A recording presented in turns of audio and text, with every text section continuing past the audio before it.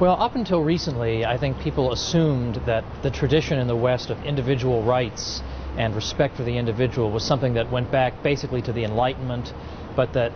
we don't find any origins of this idea in the Middle Ages or before that. But to the contrary,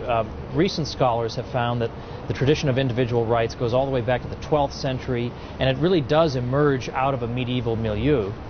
Moreover, it's really here in Spain, actually, at the University of Salamanca, that we see so many of the late scholastics pioneering in the ideas of individual rights, natural rights, and moreover the idea that governments themselves are not morally autonomous, which means that governments themselves are subject to the moral law. And that's a very important step forward in limiting the power of governments, to understand that they're not subject to some different set of rules that the rest of us are. So all these things, I think, are not properly recognized, and I think we give too much attention to the 18th century Enlightenment and not enough attention to the Christian inheritance. I was concerned that the conventional wisdom would be that the reason we had this crisis and the reason we have crises in general is that there's been too much freedom, and if only government had more powers and there was more regulatory oversight, well, then they could nip these problems in the bud. But what I'm suggesting is that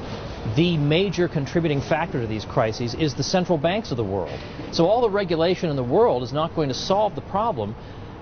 When you have these institutions blowing up these financial bubbles, we have to turn off the air pump. That's the most important thing we have to do. But what governments do in any crisis, whatever it is, whether it's a war or a financial crisis, is always to claim more power for itself, is to blame the private voluntary sector for the crisis and use it as a pretext to gain more power, to spend more, to exercise more controls over the people, and to propagandize the public into thinking that only this can get you out of this terrible crisis, so you have to trust us. The problem is these people